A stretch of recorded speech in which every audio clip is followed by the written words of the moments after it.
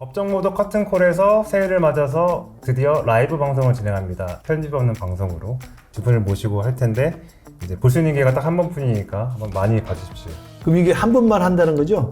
아, 딱 한 번만? 아, 그럼 해보고. 겁나서 함부로 못해 이거. 아, 근데 라이브가 한번 해보는 거죠. 라이브 나가면 화경주 앵커 어리버리한 거 다 나올 건데. 그게 오히려 인기를 얻을 수 있고. 그럴까? 그러니까 일단 한번 해보는 거고. 여러분 동접자가 중요하니까 들어와서 계속 욕해주세요. 욕하러 들어와 주세요.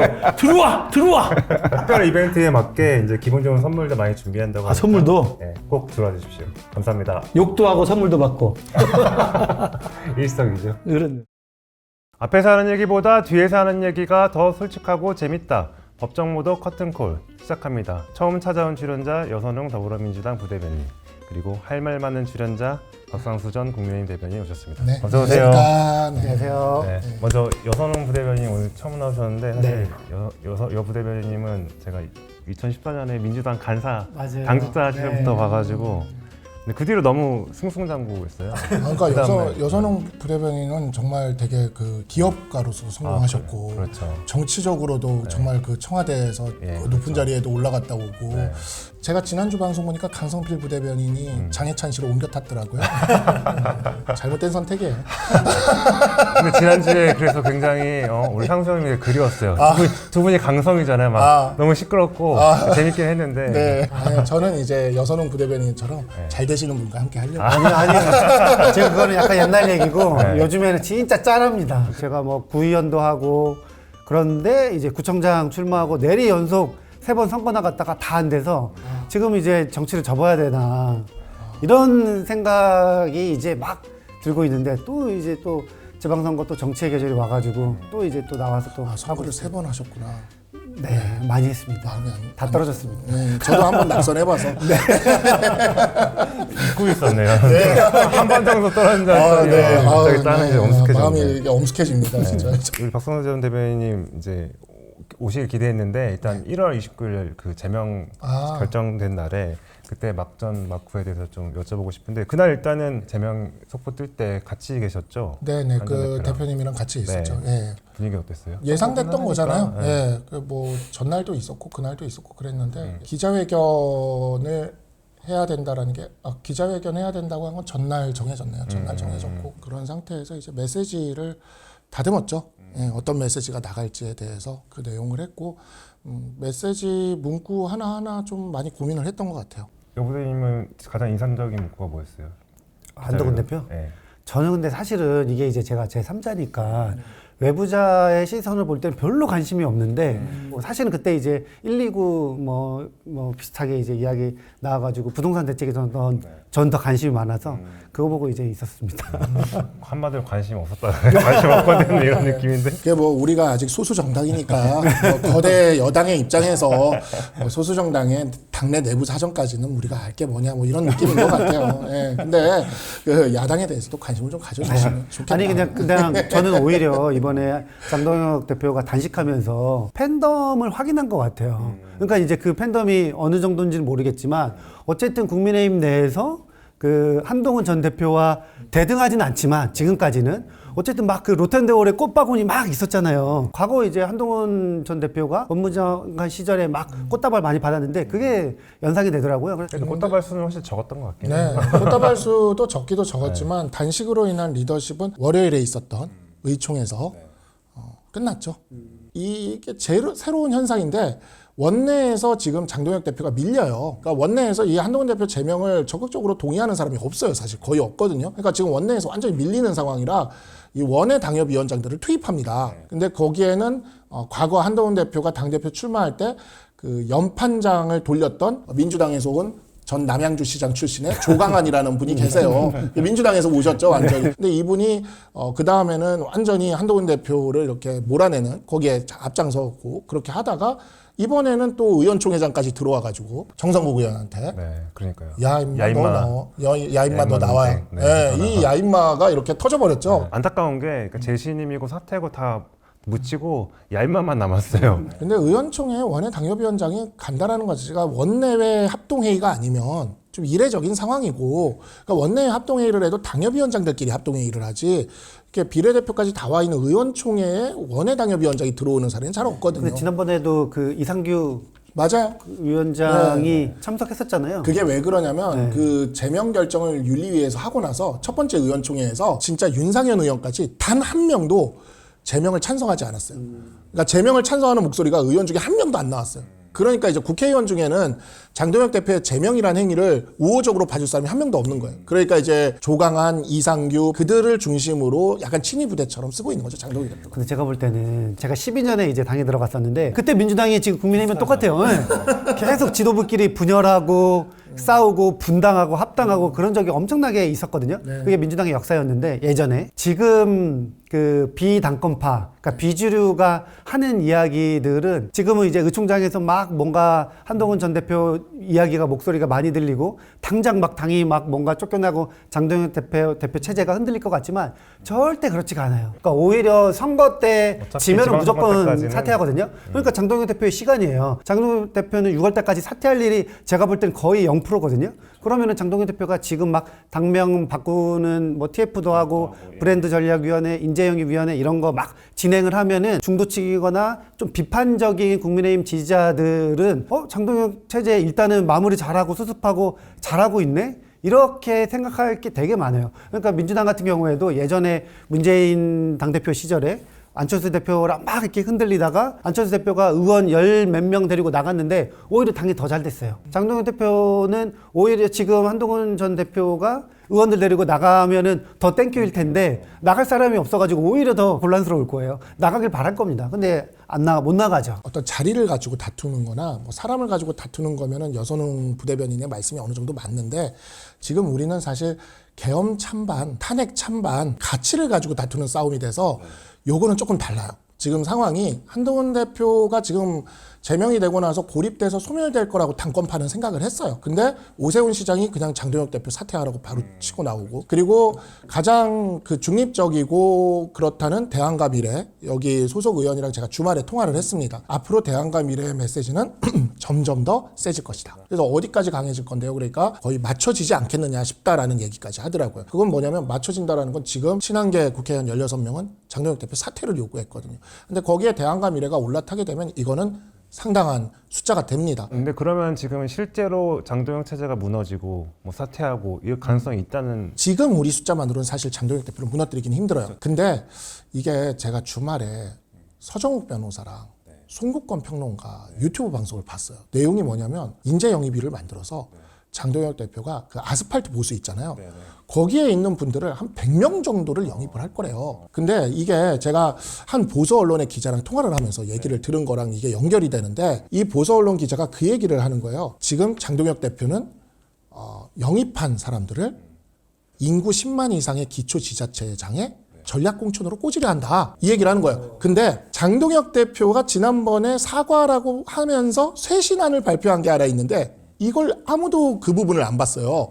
거기서 뭐라고 얘기를 했냐, 굉장히 재밌는 얘기를 하나 하는데, 원래 기초지자체장은 시도당에서 공천합니다. 근데 장동혁 대표가 뭐라 그랬냐면 거기서 일정 규모 이상의 기초지자체장을 중앙당에서 공천하겠다. 자, 그러면 이게 무슨 소리냐, 우리가 그렇게 들어와서 꽂아서 당선될 곳은 TK밖에 없어요. 좀 큰 도시들이 있어요. 인구 10만 이상. 그 도시들의 지자체장을 아스팔트 보수에서 들어온 친장동혁 계열의 친위 부대, 지금 조광하는 같은 사람 같은 분들, 이런 분들로 전략공천으로 꽂는다. TK 의원들이 가만히 있을까? 그게 변수입니다.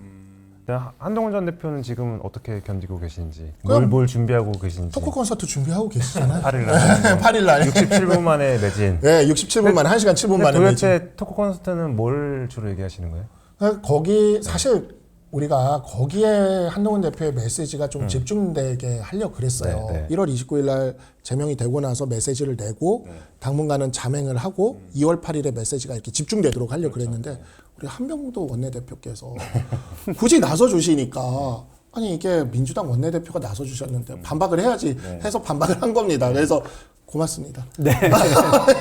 근데 그 한동훈 전 대표 같은 경우에는 사실은 지금 어느 친한계 분들도 이런 이야기 했더라고요. 차라리 더 이 피해자 코스프레를 조금 해야 되는데 그래야 이제 동정심도 생기고 하는데 한동훈 전 대표는 오히려 그게 아니라 원외에서 세력 결집하는 모습을 보이면 사실은 뭐 의원들 같은 경우에는 마음이 조금 이제 흔들리고 있다고 하지만 사실은 주류는 지금 장동혁 체제를 지지하잖아요. 거기서 중진들이나 아니면 오랫동안 뭔가 역할을 하시는 분들이 장동혁 대표에 대해서 그렇게 쓴소리를 하는 거는 잘 기억에 남지가 않아요. 그러니까 오히려 그냥 조용히 있거나 뭐 잠깐 뭐 바깥에 나가거나 이런 게 오히려 더 방안이 되지 않을까 이런 생각이 약간 제3자로서는 많이 들더라고요. 그런 말씀들을 사실 한동훈 대표에게 많이들 이야기를 하죠. 근데 민주당에서 이 얘기를 하는 거는 조금 저는 안 맞다고 생각하는 게 그 정치 문법을 바꾼 게 이재명 대통령이에요. 기억나시잖아요. 개항에 출마하셔가지고 이게 원래는 어떤 정치적인 실패가 하나 있고 나면 해외에 잠깐 갔다가 이게 들어오는 게 하나의 정치 문법이었는데 이재명 대통령이야말로 쉬어야 되는 상황에서 안 쉬고 달렸어요. 그러면 한동훈 전 대표가 이재명의 길을 가는 걸로. 글쎄요. 그게 이제 그 정치 문법을 바꾸는 역할을 했던 게 민주당인데 그 민주당이 과거의 정치 문법, 자신들이 성공했던 정치 문법이 아닌 과거의 정치 문법을 한동훈 대표에게 권한다는 건 망하라는 거겠죠. 아니 그게 아니라 저도 이제 방송 많이 하면서 친한계 패널 분들이랑 그다음에 이제 장동혁 체제 이렇게 옹호하는 분들이랑 이야기를 해보면은 사실은 현실감이 친한계 분들이 약간 현실감이 떨어져요. 뭐 그때 우리 변호사님께서는 제명할 거라고 이야기를 예측을 하셨는지는 모르겠는데 예측했죠, 당연히. 제가 만난 분들은 아닐 거라고 막 빡빡 우기더라고요. 절대 그럴 일 없다. 지금 우리의 지지와 한동훈 전 대표를 이렇게 염원하는 분들이 굉장히 많다. 팬덤이 있는 건 확실한데 그 팬덤을 잘 활용하는 방법을 뭐 과거 이제 뭐 이재명의 길을 따른다고 하셨는데 약간 이재명 대표는 그때는 주류였는데 한동훈 대표는 비주류니까 아니요, 뭔가 길이 좀 이재명 달라야 될 것 대표는 같아요. 주류였던 적이 없어요. 친문 출신이시니까 아시겠지만 그래서 저는 친명계 저 패널들을 친명계 패널들 친명으로 이제 자친명입니다. 아니 근데 뭐 저기 문재인 대통령 거기 들어갔다 오셨으면 친문이라고 해야죠. 그렇게 하시면 안 되는데 그 갔다 오셨는데 근데 모두가 어쨌든 친명입니다. 친명계 패널을 이렇게 제가 만나서 얘기를 들어보면 친명계 패널이 저한테 하는 얘기가 자기들은 정말 친문들한테 죽을 뻔했다. 그땐 국회의원 한 명도 없었다. 너무너무 핍박을 당했다. 그러면서 그래도 한동훈 대표는 열 몇 명 있지 않냐. 자기들 옛날 보는 것 같고 짠하고 그렇다라고 얘기하는데 민주당 내 그 어마어마한 권력 다툼들과 그 과정에서 이재명 대통령이 어떻게 돌파해 왔는지에 대해서 우리도 다 봤고 민주당도 다 알잖아요. 근데 네. 제가 한 말씀 드리면은 네. 약간 반대편이에요. 예를 들면 작년 총선 때 친명 행제 비명 행사했다고 그랬잖아요. 그때 대다수의 바깥에 있는 사람들은 아니 이렇게 너무 일방적으로 하면은 안 될 거야. 지금의 당권파가 이겼거든요. 당원들도 그렇고 국민들도 당권파한테 힘을 줬어요. 그러니까 당내 분열이 있는데 뭔가 어쨌든 지금 당대표니까 당대표가 하는 대로 한번 힘을 실어주자 이게 있거든요. 근데 지금 저는 힘을 실어주자는 게 한동훈 전 대표가 아니라 국민의힘에는 장동혁 대표예요. 저는 우리 당 지지율이 지금 이렇게 높게 나오지 않는 상황에서는 별로 맞는 얘기 같지 않고요. 당권파에게 그렇게 힘을 실어준다. 그게 지금 이재명 대통령이 갔던 길이죠. 그러니까 이재명 대통령은 많은 정치 문법을 바꿨어요. 근데 정치가 계속해서 좀 변화하지 않습니까? 그러다 보니까 정치 문법이라는 건 계속해서 바뀌어 나가는 거죠. 그때 그렇게 바뀌어 나갈 때 처음 그 시도를 할 때는 다들 그걸 비판합니다. 성공하고 나면 또 다들 그게 결과가 맞았다고 중요해요. 해요. 네, 네, 맞아요. 그러니까 그 부분에 있어서는 정치 문법에 따를 건 따르고 바꿀 건 바꿔가면서 대응해야죠. 알겠습니다. 그럼 가장 지금 관심이 쏠리는 거는 이제 무소속 출마. 어디로 나올 것 같아요? 한동훈 대표는 지금 오히려 제명이 됨으로 인해서 굉장히 몸이 가볍고 자유로워졌어요. 그렇기 때문에 지금 벌써 무슨 어떤 이야기를 할 필요가 없는 거죠. 벌써 어떤 진로를 정할 필요도 없는 거죠. 지금 이 당의 상황이 장동혁 지도부로 6월 지방선거를 치를 수 있느냐 없느냐 이런 것들을 지금 정해놓을 필요는 하나도 없다는 겁니다. 알겠습니다. 근데 만약에 여선홍 부대변인이라면은 어떻게 할 것 같아요? 한동훈 대표는 무조건 조국이랑 붙어야 됩니다. 조국이랑 네, 어디에서요 그러니까 그럼? 네, 어디 지역이 아니라 어디든지. 조국이 나가는 지역. 조국 대표도 한동훈 전 대표가 나가는 지역. 그게 제가 볼 때는 평택일 것 같아요. 한동훈 전 대표는 대구는 사실은 제가 장담 못 하겠어요. 보수에서 승리하는 게 가장 좋은데 대구에서 승리해 오면은 진짜 안전 금이 환영하는 건데 만약에 한동훈 전 대표가 대구 나간다고 하면 보궐이 안 날 가능성이 있습니다. 지금 대구에 있는 국회의원들이 대구시장 출마하면서 그 자리에 이제 나간다는 건데 그 사태 시한에 따라서 올해 보궐이 안 열리고 내년에 열릴 수가 있거든요. 그러니까 한동훈 대표는 대구에 나간다고 못 할 거예요. 그리고 승리도 장담하기 힘들고 완전히 거기는 민주당 없이 1대1 구도인데 장동훈 대표가 완전 올인할 거잖아요. 오히려 힘들고 그렇기 때문에 저는 그냥 수도권에 있는 지역이 괜찮은데 아마도 뭐 안산이나 그런 데가 지금 예상되고 있는데 평택은 보수세가 약간 있는 데입니다. 그러니까 해볼만 한데 지금 평택에도 민주당 이제 후보가 있지만 뭐 지금 합당 논의도 있고 여러 가지 여권 연대 이야기가 있기 때문에 사실은 조국 대표가 어디 가도 사실은 명분이 없을 수가 있는데 한동훈 대표 잡으러 간다고 하는 거는 명분이 확실하거든요. 조국 대표가 항상 그렇죠. 이야기했던 공적 복수 이제 윤석열 전 대통령 감옥 가시고 이제 자기가 보냈다. 보냈다. 한동훈 대표도 본인이 이제 다시 이제 정상으로 되돌려 놓겠다 하고 잡으러 가면은 할 말이 있거든요. 명분이 있어요. 그럼 만약에 평택에 붙으면은 한 전 대표가 이길 수 있을까요? 저는 여선웅 의원 부대변인의 지금 이 말씀을 들으니까 이제 친문이 아니라 친명이 맞으시네요.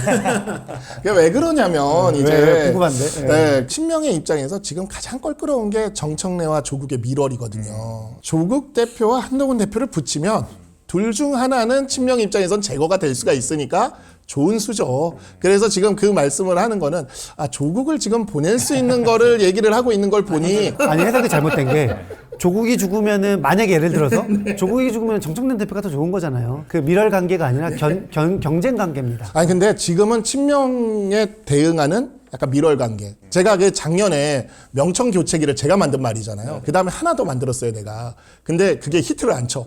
명청조 삼국시대. 이거는 안 치는 거야, 히트를. 그게 왜 그러냐면 조국 대표가 크질 못해가지고 삼국의 한 축을 형성할 정도가 되질 못해서. 잠깐만.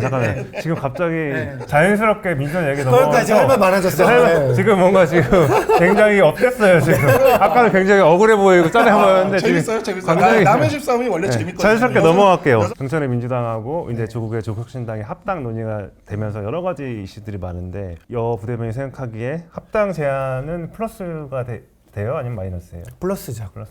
그러니까 정청래 대표가 그 SNS에 29일 날에 이해찬 총리님과 만나기로 돼 있었다는 글을 한 번 올렸잖아요. 정청래 대표가 합당 제안 기자회견을 하고 그 주에 이해찬 총리를 만나는 일정이었던 거예요. 만약에 안 돌아가셨으면 만났을 거고 이해찬 대표가 무슨 얘기를 하셨을까? 그거를 생각해 보면은 그동안의 이해찬 전 총리님의 행보 등을 보면은 정청래 대표한테 힘을 얹어줄 가능성이 높죠. 그런 해석이 가능합니다. 크게 보면은 정청래 대표의 이 합당 제언도 사실은 시기가 굉장히 적절했다. 지방선거 아니면 합당하기가 힘듭니다. 총선 앞두고는 절대 불가능해요. 왜냐하면은 국회의원들이 자리 싸움하기 때문에 절대 거의의 논의에 뭐 당원들이 주체라고 하지만 어쨌든 국회의원들이 주도를 하는 거잖아요. 실제로 과거 사례를 보면은 저희가 2014년에 김한길 안철수 합당할 때 그때 지방선거 전이었거든요. 근데 그때 진짜 재밌는 얘기가 있는데 2014년 3월 1일 날에 대변인실 이제 당직자 간사였는데 김한길 대표 보좌관이 와가지고 지금 문자 쏘라는 거예요. 무슨 문자냐? 제가 이제 기다리고 있는데 합당 기자회견이에요. 이게 지금 정청래 대표처럼 합당 제안이 아니라 합당 기자회견 발표죠. 합당 기자회견을 안철수 대표랑 같이 한다는 거였는데 친노 친문 정당 그리고 안철수의 새로운 정당 굉장히 이질적인데 합당 당원 투표하니까 합당이 더 많이 나옵니다. 아까 제가 장동혁 대표가 유리할 거라는 거 똑같아요. 싸우고 있으면은 그냥 지금 당권 가지고 있는 사람들 이야기를 한번 들어보자. 일단은 통합하라는 게 거의 큰 대다수의 의견입니다. 그러니까 저는 지금 합당 논의도 정청래 대표가 제안했는데 이해찬 총리님 돌아가시면서 그 논의가 약간 묻혔어요. 근데 그 당시에 이제 반대하는 목소리만 있는 채로 묻혀서 합당 논의를 다시 하게 되면은 땅의 이 명분과 통합의 큰 뭐 이 시너지 효과 이런 것들을 뭐 당원들이나 지지층들이 지지할 수밖에 없다. 그래서 저는 저 개인적으로도 여권 통합해야 된다고 이야기를 했었는데 정청래 대표께서도 그런 말씀을 하셔가지고 약간 이런 큰 분위기는 저는 약간 공감하는 편이에요. 근데 일단 어쨌든 이제 얘기했지만 뭔가 이제 공천 논의에서 이제 모두가 예상하지 못했던 게 정청래 대표에 대한 그 의원들의 반감이 너무 큰 거예요. 그래서 이게 지금 잡음이 커지고 있는 거고. 맞아요. 그러니까 제가 그 방송에서 민주당 여당 패널들이랑 여러분과 이제 방송에서 계속 만나고 있지만 이 합당에 대해서 이렇게까지 긍정적으로 얘기하는 건 여선웅 대변인 처음이네요. 제가 지금 정말 지금 그래서 이게 묘하게 친명과 친청 사이에 왔다 갔다 하는 지금 약간 그게 좀 있는 것 근데 같은데. 그 친명을 잘 헷갈리시는 게 친명 의원들이랑 대통령의 생각이랑 일치한다고 보면 안 돼요. 근데 대통령과 여당 대표 간의 갈등의 최전선에 있어봤던 사람 아닙니까? 지금 여선웅 그 부대변인의 해설은 여당이 아닐 때는 맞아요. 야당이면 가능한 해설인데 지금 당대표 위에 대통령이 있는 상황이거든요. 야당은 당대표가 제일 높으니까 그런 얘기가 어느 정도 설명이 가능해지는데 여당은 당대표 위에 대통령이 있거든요. 그리고 대통령의 복심을 자임하는 사람들이 있어요. 그리고 그 사람들에게 지금 이 합당은 조금 껄끄럽게 느껴지는 것 같습니다. 그게 확실히 드러나는 게 이현주 최고위원에게서 확실하게 드러나고 있고 정청래 대표의 그 합당 카드가 일종의 지방선거 이후에 총선 공천권을 가지는 당권을 이어가기 위한 포석으로 보는 소위 말하는 친명계에 좀 불편함이 있는 것 같다. 그래서 정청래 대표가 지금 보면 제가 보기에 크게 세 가지 자기가 이제 그 대표 자리를 이어가기 위한 세 가지 포석을 깔고 있어요. 하나가 요즘 어쩌다 보니까 서울시장이 이렇게 경쟁자를 이렇게 보내는 곳으로 지금 이렇게 자리 잡고 있어요. 그래서 김민석 총리를 서울시장에 보내자.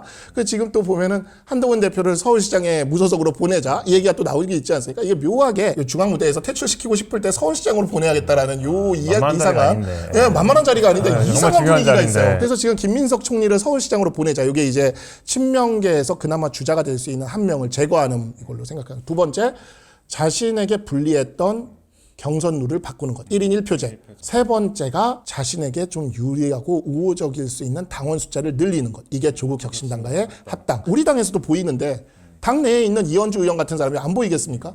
어떻게 보였어요? 지금 지적권 포인트 그러니까 보면 일단은 정청래 대표가 사실은 당권이나 이런 거는 염두를 안 했을 것 같아요. 정청래랑 조국은 경쟁자입니다. 정청래 대표도 당대표 하고 싶고 대권 후보 하고 싶어요. 조국 대표도 당대표하고 대권 후보 하고 싶습니다. 그렇기 때문에 두 분은 경쟁자라서 정청래 대표가 전당대회에서 조국혁신당 표를 땡기기 위해서 조국 대표를 데리고 왔다? 이거는 사실상 약간 불가능해요. 그리고 또 하나는 지금 이현주 최고나 강동구 최고가 되게 많이 말씀을 하시지만 지금 반대하는 분들이 전체적인 합당 명분에 대해서 반대하는 것이 아니라 절차적인 방식에 대해서 반대하거든요.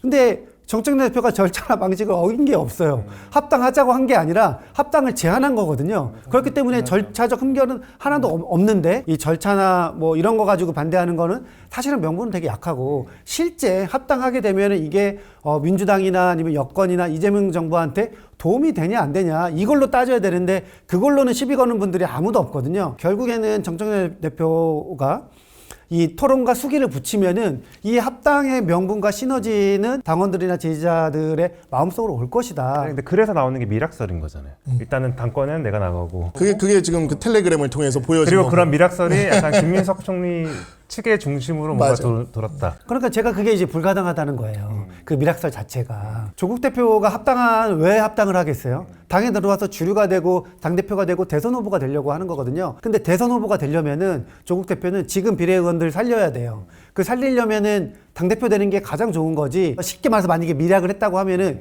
이 미락이 여의도에서 지켜지겠습니까? 그러니까 절대 안 지켜집니다. 굳이 했다고 해도. 따지면 명청조 삼국시대가 이제 드디어 나오게 된 건데 지금 명나라가 하북을 장악하고 있는 거죠. 위나라 같은 거죠. 조국 대표는 신야성 하나 갖고 있는 지금 그런 상황이죠. 그리고 정청래 대표는 강동에 이제 당을 갖고 있는 거죠. 다수당을.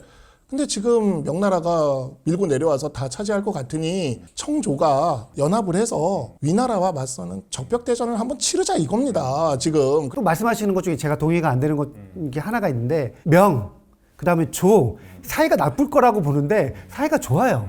이거 순전히 제 개인적인 추측입니다. 조국 대표를 정치에 다시 불러들인 게 누구죠? 사면 복권해준 분이 명이잖아요. 조국 대표 입장에서 보면은 임기 초에 상당한 부담을 안고 바로 사면을 해줬잖아요. 조국 대표 얼마나 감사하게 생각하겠어요. 그리고 단순하게 사면뿐만 아니라 복권도 같이 해줘서 보궐에 출마할 수 있게 해준 분이 이재명 대통령이라서 이재명 대통령 입장에서도 여권 내에 다양한 잠룡들이 활동하는 게 좋은데 특히 조국 대표가 대통령이 된다고 하면은 지금 민주당에 있는 여권 주자보다도 조국 대표가 대통령이 가장 좋습니다. 윤석열과 한동훈의 관계는 독보적으로 한동훈이 치고 나가가지고 1등 잠룡이었기 때문에 최고 권력자가 한동훈을 견제한 거고. 일단 대통령은 들이받았죠. 그렇죠. 근데 민주당 같은 경우에는 한 명이 나오면은 대통령이 견제하죠. 근데 대통령 입장에서는 잠룡들이 많아져야 돼요. 그러니까 조국도 잘 나가고 정청래도 잘 나가고 잠룡들이 대통령 견제 안 하고 자기네들끼리 싸우는 게 대통령한테 가장 좋습니다.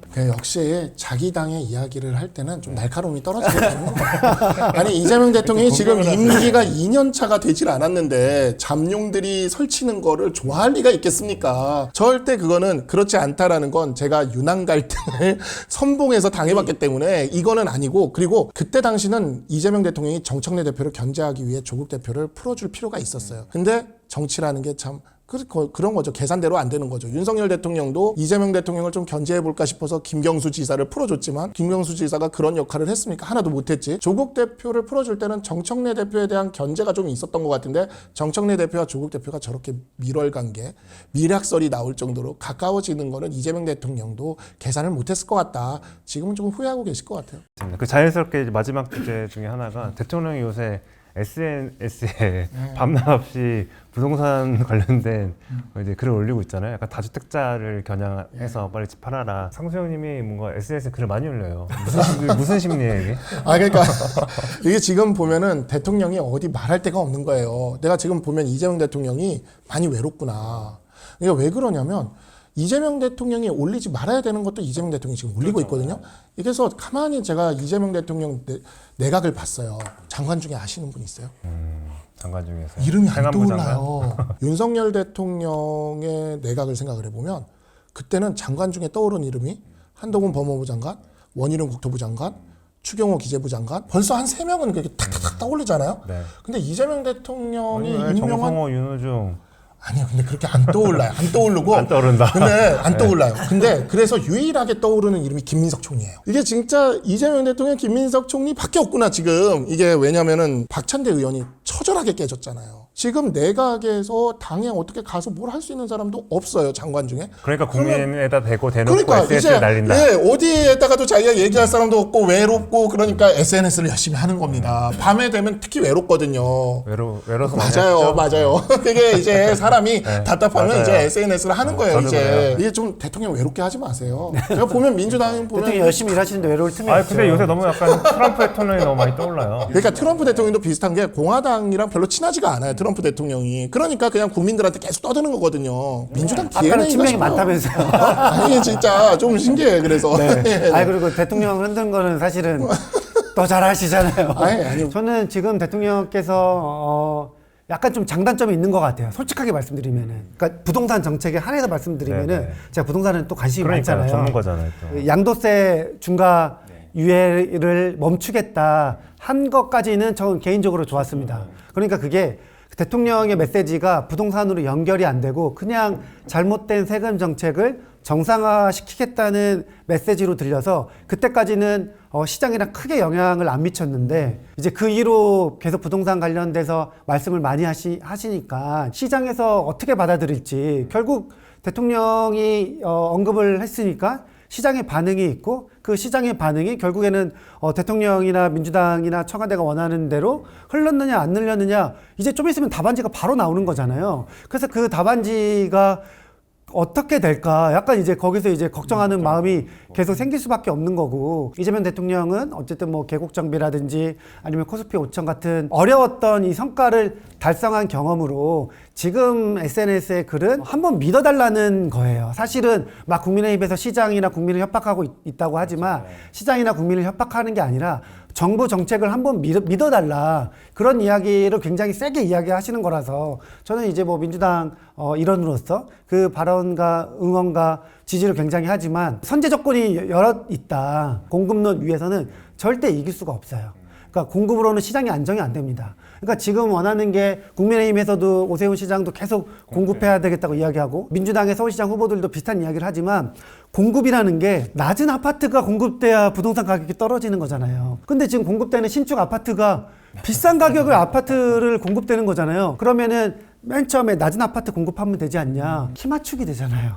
그러니까 로또 분양 아파트 이야기가 나오는 거잖아요. 지금 신축 아파트 공급하겠다는 거는 사실은 시장의 분위기를 띄우겠다는 거거든요. 그래서 국민의힘이 주장하는 재건축, 재개발 완화도 일단은 사업성 높은 데부터 시작을 하는데 사업성 높은 데가 어딥니까? 강남이나 목동 이런 데 기다리고 있죠, 줄줄이. 그러니까 공급론으로는 절대 안 돼서 국민들한테 공급이 아니라 다른 방식으로 하는 거를 설득하는 작업을 대통령과 청와대와 민주당 열심히 해야 된다. 그렇게 생각합니다. 오늘의 커튼콜은 여기까지입니다. 좋아요, 댓글, 구독, 알림 설정 부탁드립니다. 그리고 알림 설정하시면 제가 2월 19일 오후 5시에 이제 라이브 방송하기로 했는데 커튼콜 첫 라방 알림도 받아보실 수 있습니다. 감사합니다.